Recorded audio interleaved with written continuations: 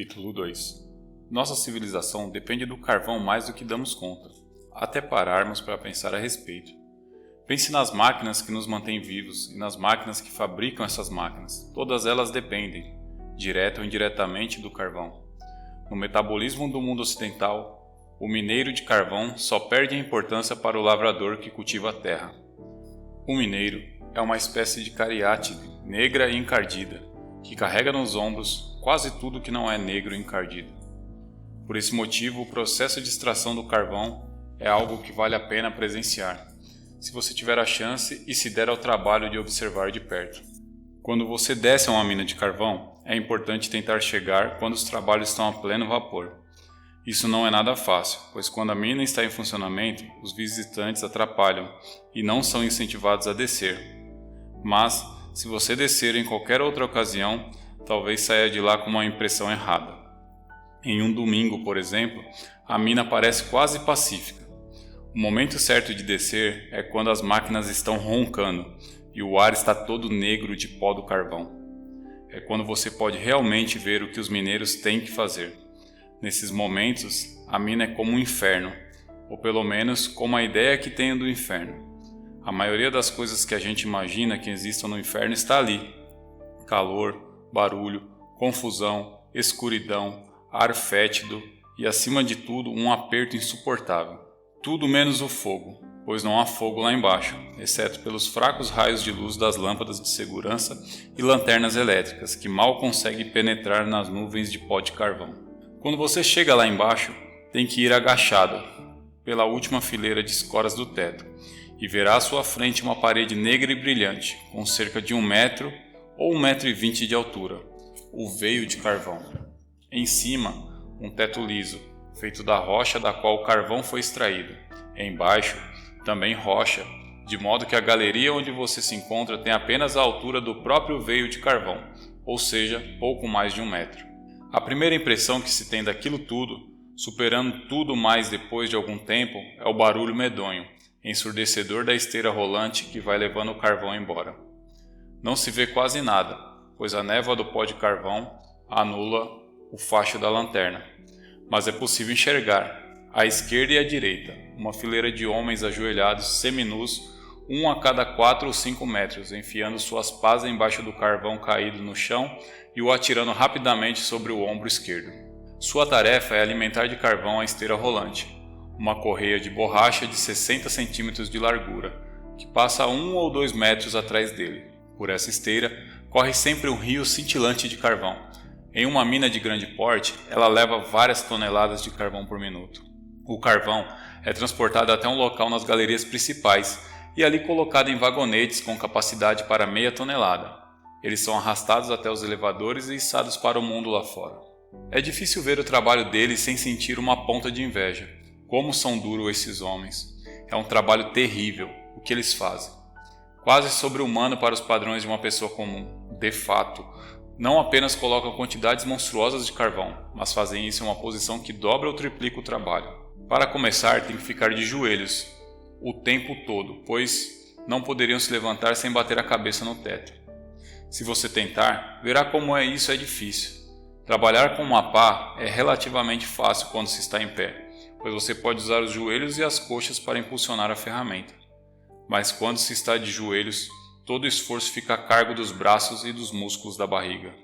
E o restante das condições não facilita nada as coisas. Há o calor, é algo que varia, mas em algumas minas é sufocante. E a poeira de carvão que entope a garganta e as narinas e se acumula nas pálpebras, e ainda o tremor incessante da esteira rolante que naquele espaço confinado mais parece um som de uma metralhadora. Os mineiros, porém, trabalham como se fossem de ferro, e parecem mesmo feitos de ferro. Estátuas de ferro batido em um martelo, sob a camada inteiriça de pó de carvão que se cola a eles da cabeça aos pés. Apenas quando vemos essa cena lá embaixo, na mina, notamos como são incríveis esses homens. Eles são em sua maioria baixinhos. Os altos estão em desvantagem nesse trabalho, mas quase todos têm um corpo com compleição nobre. Ombros largos que vão se afinando até a cintura e ágil, nádegas pequenas e bem pronunciadas, e coxas rijas, sem excesso de carne em parte alguma. Nas minas mais quentes, usam apenas um calção de tecido fino, tamancos e joelheiras. Nas minas ainda mais quentes, apenas tamancos e protetores de joelho. É difícil dizer pela aparência se são jovens ou velhos.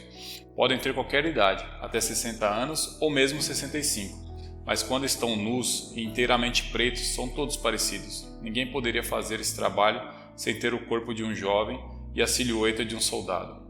Com 1 ou 2 quilos a mais na cintura, seria impossível se curvar toda hora. Não conseguimos esquecer essa cena depois que a vemos. Aquela fileira de figuras curvadas, ajoelhadas inteiramente cobertas de fuligem preta, enfiando suas enormes pás embaixo do carvão, com uma força e uma velocidade incrível. Seu turno de trabalho dura 7 horas e meia, teoricamente sem pausas, pois não há intervalo algum. Eles conseguem roubar 1/4 de hora ou algo assim em algum momento do turno, para comer o que trouxeram consigo. Em geral, um pedaço de pão lambuzado com gordura de carne frita e uma garrafa de chá frio. Na primeira vez que vi os mineiros trabalhando, encostei a mão em alguma coisa escorregadia e nojenta no meio da poeira de carvão. Era um pedaço de tabaco mascado. Quase todos os mineiros mascam tabaco, que acreditam amenizar a sede. Você teria que descer ao fundo de várias minas até conseguir entender os processos ao seu redor. Isso acontece principalmente porque o simples esforço de ir de um lugar ao outro dificulta perceber qualquer outra coisa. Você entra no elevador, que é uma caixa de aço, mais ou menos da largura de uma cabine telefônica, com o dobro ou triplo de comprimento. Ali cabe 10 homens, mas eles enfiam muito mais, amontoados como sardinhas em lata, e um homem alto não conseguiria ficar em pé lá dentro. A porta de aço se fecha sobre você e alguém que está manejando a manivela lá em cima o deixa cair no vazio. Por um momento, você sente aquele frio no estômago e parece que seus ouvidos vão estourar, mas não existe muita sensação de movimento até se chegar perto do fundo, quando o elevador reduz a velocidade tão bruscamente que se poderia jurar que está subindo de novo. No meio do trajeto, o elevador deve alcançar 90 km por hora e nas minas mais profundas ainda mais. Quando você sai do elevador lá no fundo, sempre abaixado, está a cerca de 400 metros abaixo da superfície. É como se tivesse uma montanha de bom tamanho em cima de você. Centenas de metros de rocha sólida, ossos de animais extintos, terra, sílex, raízes de coisas que crescem, depois a grama verde e vacas pastando. Tudo isso suspenso sobre a sua cabeça e sustentado apenas por esteios de madeira da grossura da barriga da perna. Mas, por causa da velocidade com que o elevador o trouxe para baixo, na mais completa escuridão, você não sente que está muito mais fundo do que se estivesse pegando o metrô na estação Piccadilly. Admiráveis são as imensas distâncias horizontais que é preciso percorrer embaixo da terra. Antes de conhecer uma mina, eu imaginava vagamente um mineiro saindo do elevador e começando a trabalhar em um veio de carvão a poucos metros de distância. Nunca tinha percebido que antes de sequer chegar ao local de trabalho, ele tem que percorrer a baixada, percursos que podem ser tão longos como a distância entre a Ponte de Londres e Oxford Circus. No começo, é claro, perfura-se o poço da mina em algum lugar próximo a um veio de carvão. Mas à medida que esse veio é esgotado e novos veios se seguem, a extração se dá cada vez mais longe da base do poço. 1,5 km desde a base do poço até a parede da rocha a ser trabalhada deve ser a distância média. 5 km é bastante comum, e dizem até que há algumas minas onde a extensão chega a 8 km. Essas distâncias, porém, não têm relação alguma com as da superfície, pois em todo esse trajeto de 2 ou 4 km, seja lá o que for, quase não há nenhum lugar fora da galeria principal. E mesmo ali, raramente, onde o homem possa ficar em pé com as costas retas. Apenas depois de centenas de metros dá para se notar o efeito disso. Você começa a caminhar ligeiramente curvado pela galeria mal iluminada, com 2,5 metros ou 3 de largura e cerca de 1,5 metro de altura, com as paredes feitas de placas de xisto como as muretas de pedra de Derbyshire. A cada 1 ou 2 metros há esteios de madeira sustentando as vigas e as traves. Algumas dessas cederam, formando curvas fantásticas, e você tem que se abaixar para passar por debaixo. Em geral, o chão também é muito ruim de pisar, com o pó espesso ou pedaços pontiagudos de xistos. Nas minas onde há água, o chão é barrento, como o quintal de uma fazenda. Há também os trilhos para os vagonetes de carvão, como uma ferrovia em miniatura com dormetes 30 ou 60 centímetros distante um do outro, o que torna muito exaustivo andar. Tudo é cinzento, coberto de pó de xisto. Há um cheiro ardente de poeira que parece ser igual em todas as minas.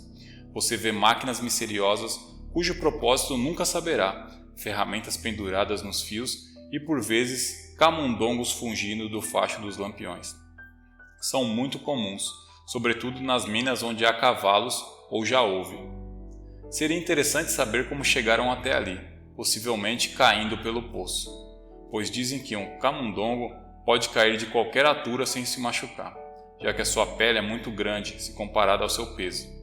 Você se comprime junto à parede da galeria para deixar passar as fileiras de vagonetes, que vão avançando aos solavancos, devagar, rumo ao poço, puxados por um cabo de aço sem fim, operado na superfície.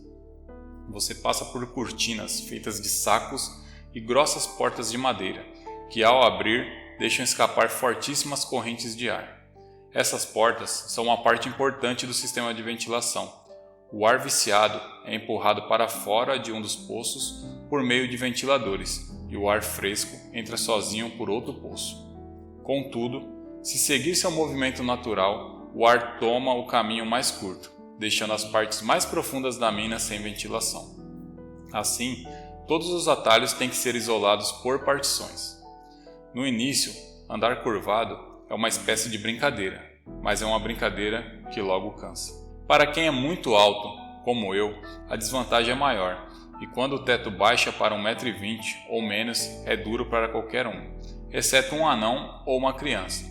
Você tem que andar não só abaixado, dobrado em dois, mas também com a cabeça levantada o tempo todo, para enxergar as vigas e traves e se desviar dela. Isso o deixa com uma constante dor na nuca, porém não é nada em comparação com a dor nos joelhos e nas coxas. Depois de uns 800 metros, isso vira uma agonia insuportável. Começa a pensar se vai conseguir chegar até o fim. E o pior, de que jeito vai conseguir voltar. Seu passo fica mais e mais lento. Chega a um trecho de uns 200 metros em que o teto é muito baixo e é preciso avançar de cócoras. De repente, o teto se abre em um misterioso salão de boa altura, provavelmente o local de uma antiga queda de rocha. E por 20 metros completos você pode caminhar ereto. O alívio é impressionante. Logo depois, porém, vem outro trecho muito baixo de 100 metros e a seguir uma série de vigas que o obriga a se arrastar por baixo. Você fica de quatro. E até mesmo isso é um alívio, depois de ter que andar de cócoras. Mas, quando chega o final das vigas e você tenta se erguer de novo, descobre que seus joelhos pararam de trabalhar temporariamente e se recusam a levantar seu corpo.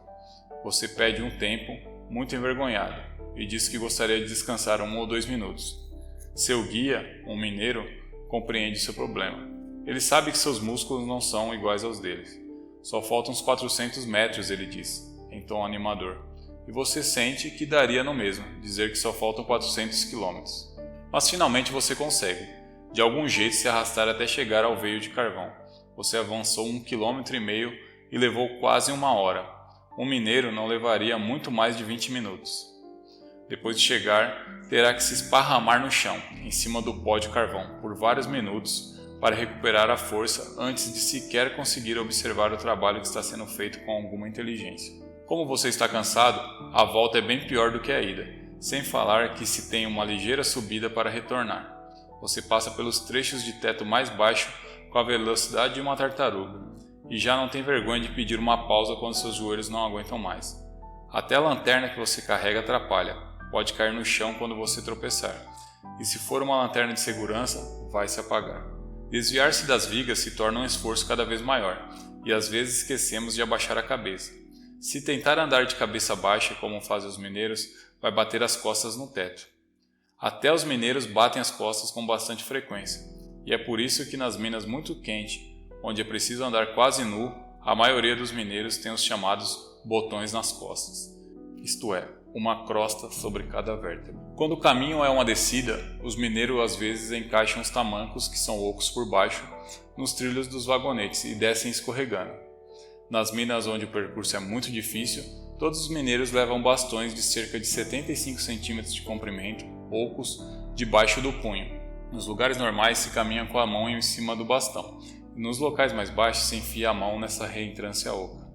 Esses bastões são uma grande ajuda. Tem também um capacete de madeira anti-choque, que é um presente dos deuses. Parece um capacete de aço francês ou italiano, mas é feito com um tipo de cortiça muito leve e tão forte que se pode levar um violento golpe na cabeça sem nem sentir. Depois de passar 3 horas embaixo da terra, percorrendo uns 3 quilômetros, quando consegue voltar para cima, está bem mais exausto do que se tivesse caminhado 80 quilômetros na superfície. Por uma semana inteira, suas coxas ficam tão rígidas que descer uma escada é uma proeza. E tanto, a gente tem que descer de lado, sem dobrar os joelhos. Seus amigos mineiros notam que você está andando duro e começam a zombar. E aí, achou bom trabalhar lá embaixo na mina? E até mesmo um mineiro que passa muito tempo longe do trabalho, por causa de uma doença, por exemplo, ao voltar para a mina sofre bastante nos primeiros dias. Ninguém que já tenha descido a uma mina do tipo antiquado, e a maioria das minas na Inglaterra são antiquadas, e realmente chegado até o veio de carvão diria isso. Pode parecer, mas não é exagero. O que quero frisar é que falamos desse negócio terrível de ter que andar abaixado no trajeto de ida e volta, o que para uma pessoa normal já é uma tarefa duríssima, e no entanto, ele não é considerado parte do trabalho do mineiro em absoluto. É apenas um extra, tal como uma viagem diária de metrô de um funcionário da City de Londres. O mineiro vai e vem dessa maneira, e entre a ida e a volta, às 7 horas e meia de trabalho bruto feroz. Nunca percorri muito mais que 1,5 km até chegar ao veio de carvão, mas muitas vezes são quase 5 km, e nesse caso, eu e a maioria das pessoas que não são mineiros de carvão jamais conseguiríamos chegar até lá. Esse é o tipo de detalhe que a gente pode deixar passar despercebido. Quando se pensa em uma mina de carvão, se pensa na profundidade, no calor, na escuridão, em figuras enegrecidas escavando a parede da rocha com suas picaretas, mas não se pensa, necessariamente, nesses quilômetros de trajeto que é preciso percorrer agachado. Tem também a questão do tempo. A jornada de trabalho de um mineiro, de 7 horas e meia, não parece muito longa. Só que ele leva pelo menos 1 hora para o trajeto subterrâneo, com frequência 2 e às vezes até 3. Tecnicamente não é trabalho e o mineiro não recebe pelo tempo assim gasto, mas é como se fosse um trabalho. Tem quem ache que os mineiros não se importam com nada disso. É evidente que não é a mesma coisa para eles que seria para você ou para mim. Fazem isso desde criança, têm os músculos apropriados, já muito enrijecidos, e conseguem se movimentar nas galerias subterrâneas com uma agilidade surpreendente e até horrível de se ver. O mineiro abaixa a cabeça e corre, balançando com longas passadas, percorrendo os lugares onde eu só consigo acabar cambaleando. No local da extração você os vê de 4, rodeando as escoras, quase como cães. Mas é um engano terrível pensar que eles gostam de tudo isso. Já conversei a respeito com dezenas de mineiros, e todos reconhecem que o trajeto subterrâneo é um trabalho muito duro. E quando você os escuta conversando entre si sobre essa ou aquela mina, o percurso é sempre um dos tópicos em discussão. Dizem que uma turma de mineiros sempre volta do trabalho mais depressa do que vai. Mesmo assim, todos afirmam que é a volta, após um dia duro de trabalho, que é especialmente cansativo. Faz parte do seu trabalho, e eles a enfrentam, mas de certo é um grande esforço. É como talvez se você subisse uma colina antes e depois de um dia de trabalho.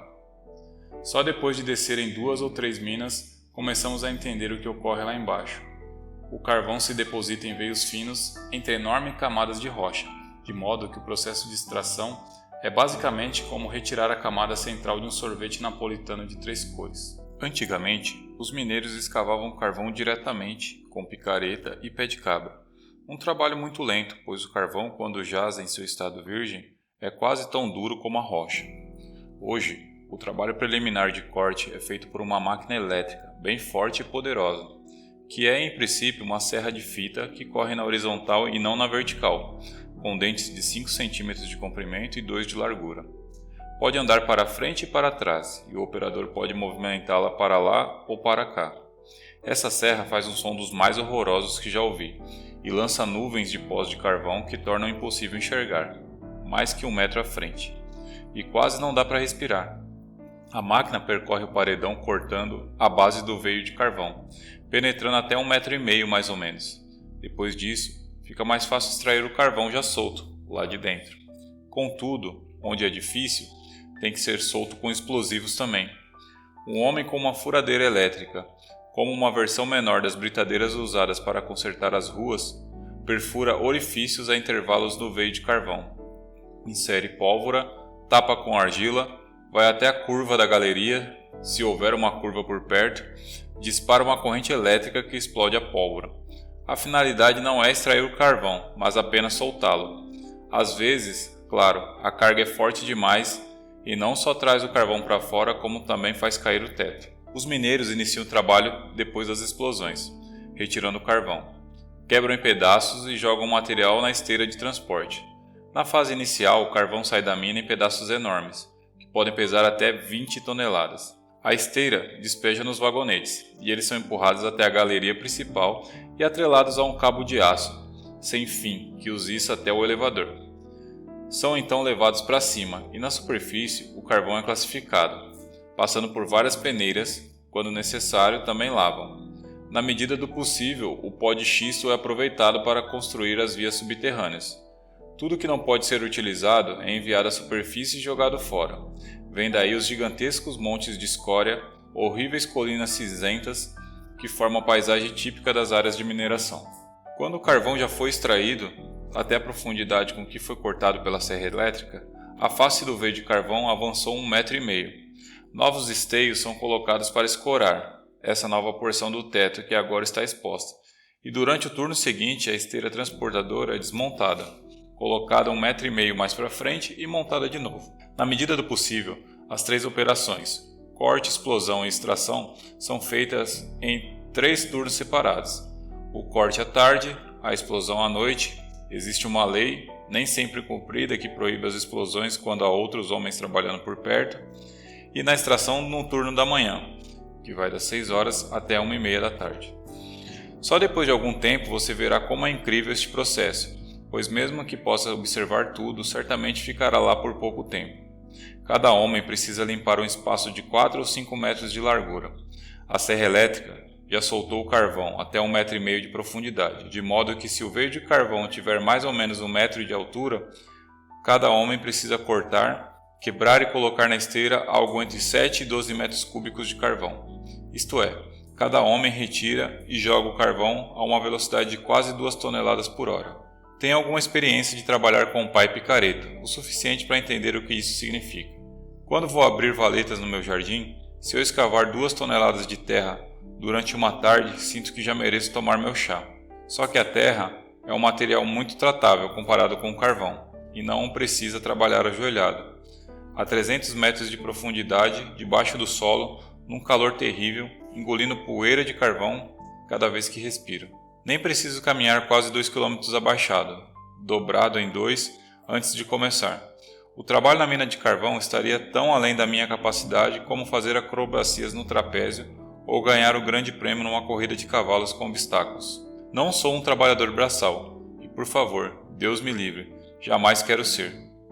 Só que tem alguns tipos de trabalho manual que eu poderia fazer se precisasse. Eu poderia ser razoável como um gari, varrendo as ruas, seria um jardineiro pouco eficiente, ou mesmo um trabalhador rural de 10ª categoria.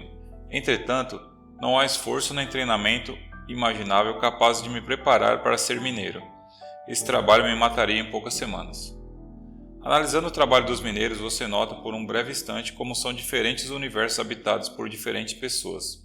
Os subterrâneos, onde se escava o carvão, são uma espécie de mundo à parte, e é fácil viver toda uma vida sem jamais ouvir falar dele. É quase certo que a maioria das pessoas até prefira não ouvir falar dele. Entretanto, esse mundo é o complemento fundamental do nosso mundo da superfície. Quase tudo o que fazemos, desde tomar um sorvete até atravessar o Atlântico, desde assar um pão até escrever um romance, envolve usar carvão, direta ou indiretamente. Para todas as artes da paz, o carvão é necessário, e se a guerra irrompe, é ainda mais necessário. Em épocas de revolução, o mineiro precisa continuar trabalhando, senão a revolução tem que parar, pois o carvão é essencial tanto para a revolta como para a reação. Seja lá o que for que aconteça na superfície, as pás e picaretas têm que continuar escavando sem trégua, ou fazendo uma pausa de algumas semanas no máximo. para que Hitler possa marchar em passo de ganso, para que o Papa possa denunciar o bolchevismo, para que os fãs de cricket possam assistir o seu campeonato, para que os Nancy Poets possam dar palmadinha nas costas um do outro, o carvão tem que estar disponível. Mas nem sempre temos consciência disso. Todos sabemos que precisamos de carvão, mas raramente nos lembramos de tudo o que está envolvido no processo para se obter o carvão.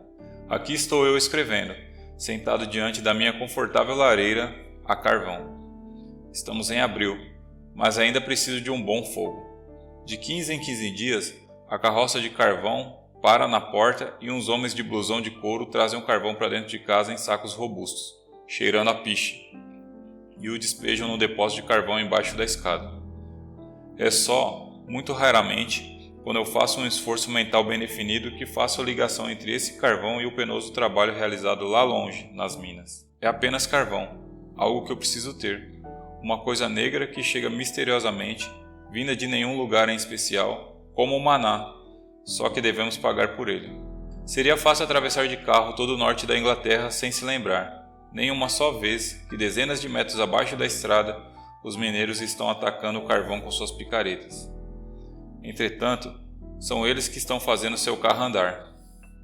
O mundo deles lá embaixo, iluminado por suas lâmpadas, é tão necessário para o mundo da superfície, da luz do dia, como a raiz é necessária para a flor. As condições das minas eram bem piores do que hoje, não faz muito tempo.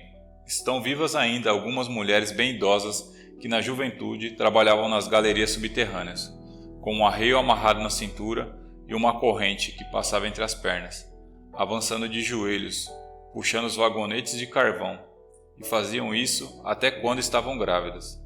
E mesmo hoje, se não fosse possível produzir carvão sem mulheres grávidas para arrastá-lo de lá para cá, imagino que deveríamos deixá-las fazer isso, e não nos privar de carvão. Só que a maior parte do tempo gostaríamos de esquecer que elas estão lá embaixo fazendo isso. O mesmo acontece com todos os tipos de trabalho manual. Eles nos mantêm vivos, e nos esquecemos totalmente de sua existência. Talvez mais do que qualquer outro, o mineiro é o típico trabalhador braçal, não apenas porque seu trabalho é tão horrível, mas também porque é tão vital e necessário. Mas ele está tão longe do nosso cotidiano, tão invisível, que acabamos nos esquecendo dele, do mesmo jeito que nem sempre nos lembramos do sangue que corre em nossas veias. Chega a ser até constrangedor ver os mineiros trabalhando. É algo que desperta em você uma reflexão sobre seu status de intelectual e pessoa que se considera superior. Pelo menos, enquanto observa, fica evidente que é só por causa dos mineiros que suam e botam os bofes para fora que as pessoas superiores podem continuar superiores. Você, eu, o editor do suplemento literário do Times, os Nancy Poets, o arcebispo de Canterbury e o camarada X, autor de Marxismo para Crianças, todos nós, sem dúvida nenhuma, devemos um nível relativamente decente da nossa vida aos pobres coitados lá no subsolo, enegrecido até os olhos, com a garganta entupida de pó de carvão, manuseando a pá com músculos de aço nos braços e no ventre. Fim do 2º capítulo.